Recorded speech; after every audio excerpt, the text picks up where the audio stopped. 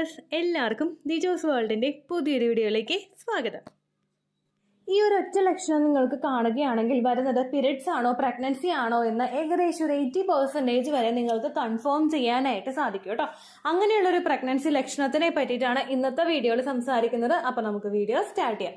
ഇതിനോടൊപ്പം ഒരുപാട് പേര് നമ്മുടെ ചാനൽ ഫോളോ ചെയ്തിട്ട് പ്രഗ്നന്റ് ആയിട്ടുണ്ട്. അതുപോലെ തന്നെ പേഴ്സണലി കുറച്ചധികം നല്ലതാണ്, മറ്റുള്ളവർക്ക് യൂസ്ഫുൾ ആണെന്ന് തോന്നുന്ന തരത്തിലുള്ള സക്സസ് സ്റ്റോറീസ് ഒക്കെ ഞാൻ വീഡിയോസ് ആയിട്ട് അപ്ലോഡ് ചെയ്യാറുണ്ട് കേട്ടോ.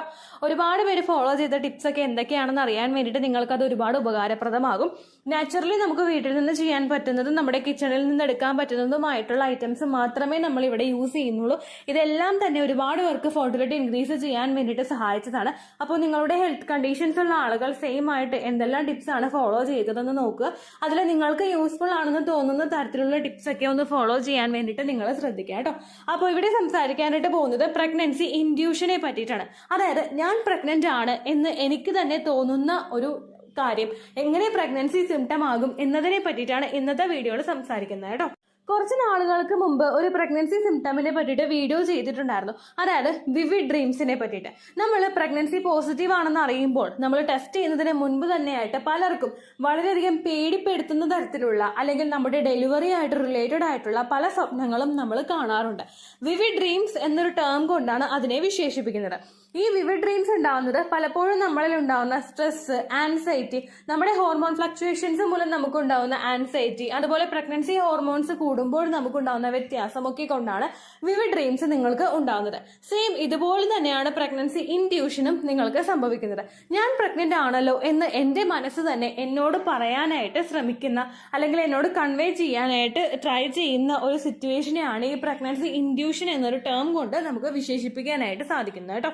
ചില ആളുകൾ ഓവുലേഷൻ കഴിഞ്ഞിട്ടുള്ള സമയങ്ങളിൽ തന്നെ ഇംപ്ലാന്റേഷൻ നടക്കുന്ന സമയത്ത് തന്നെ മനസ്സിലൊരു തോന്നലുണ്ടാകും, ഞാൻ പ്രഗ്നന്റ് ആണ്, ഇത്തവണത്തെ എനിക്ക് എന്തായാലും റിസൾട്ട് കിട്ടും എന്നുള്ള ഒരു ഇൻറ്റ്യൂഷൻ അവർക്കുണ്ടാവും.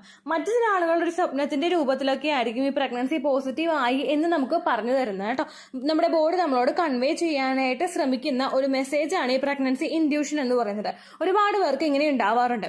ഈ സിംറ്റമുമായിട്ട് നമ്മൾ ഉറപ്പിക്കുന്നത് അല്ലെങ്കിൽ മറ്റു പല ആളുകളും ഇത് പ്രഗ്നൻസിയുടെ തന്നെയാണെന്ന് കൺവേ ചെയ്യാനായിട്ട് ശ്രമിക്കുന്നത് അവരിലുണ്ടാകുന്ന പിന്നീട് അങ്ങോട്ടേക്ക് വരുന്ന മറ്റു പല പ്രഗ്നൻസി ലക്ഷണങ്ങളെയും കൂടി ആസ്പദമാക്കിയിട്ടാണ്. അതായത് ചില ആളുകൾക്ക് ഭയങ്കര ടയേർഡ്നെസ് നന്നായിട്ട് ഫീൽ ചെയ്യും. നോർമലി നമ്മൾ പ്രഗ്നൻസി പോസിറ്റീവ് ആയി കഴിഞ്ഞാലാണ് നമുക്ക് HCG ഹോർമോൺ കൂടുന്നതിന്റെ ഭാഗമായിട്ടാണ് പലർക്കും ഇത്തരത്തിലുള്ള ടയേർഡ്നെസ് ഫീൽ ചെയ്യുന്നത് കേട്ടോ. ഓവുലേഷൻ കഴിഞ്ഞു കഴിഞ്ഞാൽ ഒരു 6 days മുതലാണ് നമുക്ക് ഇംപ്ലാന്റേഷൻ സ്റ്റാർട്ട് ആവുന്നത്. അത് മുതലാണ് നമുക്ക് പ്രഗ്നൻസിയുടേതായിട്ടുള്ള സിംറ്റംസ് ഒക്കെ കണ്ടുവരുന്നത് കേട്ടോ. അപ്പൊ ഈ എക്സ്ട്രീം ആയിട്ടുള്ള ടയർഡ്നെസ് ഉണ്ടെങ്കിൽ തന്നെ ഇത് നമ്മുടെ ഒരു 60% വരെ നമ്മൾ പ്രഗ്നന്റ് ആണെന്ന് കൺഫേം ചെയ്യാൻ വേണ്ടിയിട്ട് സഹായിക്കും. ഇതും നമ്മളിൽ ഇൻറ്റ്യൂഷൻ ഉണ്ടാകാൻ വേണ്ടിയിട്ടുള്ള ഒരു പ്രധാനപ്പെട്ട ഒരു റീസൺ ആണ്. രണ്ടാമതായിട്ട് പലർക്കും ഉണ്ടാവുന്ന ഇമോഷണൽ ചേഞ്ച് ആണ്. അതായത് പെട്ടെന്ന് നമുക്ക് ദേഷ്യം വരിക, സങ്കടം വരിക, ഒരു കാര്യമില്ലാതെ നമ്മൾ ദേഷ്യപ്പെടുക, ഭയങ്കരമായിട്ട് നമ്മൾ കരയുക, ഇതൊക്കെ കണ്ടിന്യൂസ് ആയിട്ട് ഉണ്ടാവുന്നത് പ്രഗ്നൻസിയിൽ നമുക്ക് ആ ഒരു ബുദ്ധിമുട്ടുണ്ടാവുന്നതിന്റെ അല്ലെങ്കിൽ പ്രഗ്നൻസി പോസിറ്റീവ് ആയി ഹോർമോൺ ഹൈക്ക് ഉണ്ടാവുന്നതിന്റെ ഒരു സൂചന തന്നെയാണ് കേട്ടോ. ഈ ഒരു ഇമോഷണൽ ചേഞ്ചസ് ഒക്കെ ഉണ്ടാവുമ്പോഴേക്കും പലർക്കും പ്രിമെൻസ്ട്രൽ സിംറ്റം ആയിട്ട് ഇമോഷണൽ ചേഞ്ച് ഉണ്ടാവാറുണ്ട്, മൂഡ് സ്വിങ്സ് ഉണ്ടാവാറുണ്ട്. അങ്ങനെയൊക്കെ ഉണ്ടാകാത്ത ഒരാളാണ് നിങ്ങളെങ്കിൽ ഇത്തരത്തിലുള്ള ഒരു ഇൻഡ്യൂഷനിൽ ഇത്തരത്തിലുള്ള ഒരു ചേഞ്ച്, ഹോർമോൺ ചേഞ്ച് ഉണ്ടാകുന്ന സമയത്ത് നമുക്കത് പ്രഗ്നൻസി പോസിറ്റീവ് ആയതിന്റെ ആയിട്ട് അനുമാനിക്കാനായിട്ട് സാധിക്കും കേട്ടോ. ഇങ്ങനെയുള്ള നമുക്ക് ഇത്തരത്തിലുള്ള ഹോർമോൺ ചേഞ്ചസ് ഉണ്ടാകും, മൂഡ് സ്വിങ്സ് ഉണ്ടാകും എന്നൊക്കെ പറയുന്ന സമയത്ത് ചില ആളുകൾക്ക് പീരിയഡ്സ് ആകുന്നതിന് മുൻപായിട്ടും ഇതുപോലെ മൂഡ് സ്വിങ്സ് ഒക്കെ ഉണ്ടാകും. അപ്പോൾ നിങ്ങൾ ഈ ഒരു റീസൺ, നിങ്ങൾക്ക് ഇങ്ങനെ പെട്ടെന്ന് ദേഷ്യം വരുന്നുണ്ട്, സങ്കടം വരുന്നുണ്ടെന്നൊക്കെ നിങ്ങൾക്ക് മനസ്സിലാവുന്നുണ്ടെങ്കിൽ നിങ്ങളുടെ പാർട്ട്ണറായിട്ടൊന്ന് കൺവേ ചെയ്യാനായിട്ട് പ്രത്യേകം ശ്രദ്ധിക്കണം കേട്ടോ. കഴിഞ്ഞ ദിവസം ഒരു മെയിൽ വന്നിട്ടുണ്ടായിരുന്നു ഇതിനെ പറ്റിയിട്ട്. കാരണം ആ കുട്ടി ഭയങ്കര സ്ട്രെസ്ഡ് ആയിരുന്നു. കാരണം ആ കുട്ടിയുടെ ദേഷ്യം മൊത്തം ഹസ്ബൻഡിന്റെ അടുത്ത് തീർക്കുന്നു. ഹസ്ബൻഡ് ഇത് എന്താണെന്ന് അറിയാൻ പറ്റാതെയായിട്ട് ഹസ്ബൻഡ് തിരിച്ചും റിയാക്ട് ചെയ്യുന്നു. അപ്പൊ നമ്മുടെ ഇഷ്യൂ എന്താണെന്ന് നമ്മൾ കൺവേ ചെയ്യാനായിട്ട് അദ്ദേഹത്തിനോട് പറഞ്ഞ് മനസ്സിലാക്കാൻ ശ്രമിച്ചു കഴിഞ്ഞാൽ ഒട്ടുമിക്ക ഇഷ്യൂസും നമുക്ക് അവിടെ ക്ലിയർ ചെയ്യാനായിട്ട് സാധിക്കും. അപ്പോൾ നിങ്ങൾക്കുണ്ടാകുന്ന മൂഡ് സ്വിങ്സും ഈ ഒരു ഇൻറ്റ്യൂഷനെ നമുക്ക് ഉറപ്പിക്കാൻ പാകത്തിനുള്ള ഒരു പ്രഗ്നൻസി ലക്ഷണം തന്നെയാണ് കേട്ടോ. അടുത്ത നമ്മുടെ ബ്രസ്റ്റിൽ ഉണ്ടാവുന്ന ഏറ്റവും കൂടുതലായിട്ടുണ്ടാവുന്ന ചേഞ്ചസ്, നമുക്കറിയാമല്ലോ പ്രഗ്നന്റ് ആകുന്ന സമയത്ത് ഒരുപാട് ചേഞ്ചസ് വരുന്ന ഒരു ശരീര അവയവമാണ് ഈ ബ്രസ്റ്റ് എന്ന് പറയുന്നത്. എണ്ണിയാൽ ഒടുങ്ങാത്തത്ര ചേഞ്ചസ് ചിലപ്പോൾ പല സമയത്തും പലതവണ നമുക്ക് ബ്രസ്റ്റിൽ ഉണ്ടാവാറുണ്ട് കേട്ടോ. അങ്ങനെ ബ്രസ്റ്റിൽ വ്യത്യാസങ്ങളൊക്കെ വരുന്നുണ്ട്, ബ്രസ്റ്റിൽ സൈസ് കൂടുന്നുണ്ട്, തൊടുമ്പോൾ തന്നെ വേദന അനുഭവപ്പെടുന്നുണ്ട്, പിമ്പിൾസ് പോലെയൊക്കെ കാണുന്നുണ്ട്. ഇങ്ങനെയുള്ള വ്യത്യാസങ്ങളൊക്കെ കണ്ടിന്യൂസ് ആയിട്ട് ഉണ്ടാവുന്നത് നമുക്ക് ഇംപ്ലാന്റേഷൻ ഒന്ന് സക്സസ്ഫുൾ ആയതിന്റെ ഒരു ലക്ഷണം തന്നെയാണ് കേട്ടോ. അടുത്തതായിട്ട് നമുക്ക് ഈ ഒരു പ്രഗ്നൻസി ഇൻഡ്യൂഷനെ കൺഫേം ചെയ്യാൻ പറ്റുന്ന മറ്റൊരു ലക്ഷണമാണ് ഫുഡ് അവേർഷൻ എന്ന് പറയുന്നത്. നമ്മൾ സ്നേഹിച്ചിരുന്ന ഇഷ്ടപ്പെട്ടിരുന്ന പല ഫുഡ് ഐറ്റംസിനോട് നമുക്ക് വിരക്തി അനുഭവപ്പെടുക, അത് കാണുന്നതോ അതിന് സ്മെല്ലടിക്കുന്നതോ നമുക്ക് ഒട്ടും തന്നെ പറ്റാത്ത സിറ്റുവേഷൻസ് തുടർച്ചയായിട്ട് നിങ്ങൾക്ക് ഉണ്ടാവുന്നുണ്ടെങ്കിൽ ഈ പ്രഗ്നൻസി ഇൻഡ്യൂഷനെ ഒന്ന് 100% വരെ ഇത് പ്രഗ്നന്റ് ആണ് എന്ന് നമുക്ക് കൺവേ ചെയ്ത് തരുന്ന ലക്ഷണമാണ് കേട്ടോ ഈ ഫുഡ് അവേർഷൻ എന്ന് പറയുന്നത്. ഇതൊക്കെ നിങ്ങൾക്ക് കണ്ടിന്യൂസ് ആയിട്ട് പ്രിമെൻസ്ട്രൽ സിംറ്റം ആയിട്ട് ഉണ്ടാകാത്ത ഒരാളാണ്, പെട്ടെന്നാണ് നിങ്ങൾക്ക് ഇതുപോലുള്ള ലക്ഷണങ്ങളൊക്കെ വരുന്നുണ്ടെങ്കിൽ ഞാൻ ഈ പറഞ്ഞതുപോലെ തന്നെ നിങ്ങൾ ടെസ്റ്റ് ചെയ്ത് നോക്കണം. ഇൻഡ്യൂഷൻ ആണെങ്കിലും ചിലപ്പോൾ അത് പ്രഗ്നൻസി കൺഫേം ആയതിൻ്റെയും കൂടി ആയിരിക്കും കേട്ടോ. പല ആളുകൾക്കും ഇത്തരത്തിലുള്ള ലക്ഷണങ്ങളൊക്കെ കണ്ടിന്യൂസ് ആയിട്ട് വന്നു കഴിഞ്ഞാൽ പ്രഗ്നൻസി ടെസ്റ്റ് ചെയ്ത് നോക്കുമ്പോൾ ചില സിറ്റുവേഷനിൽ നെഗറ്റീവ് കിട്ടാറുണ്ട്.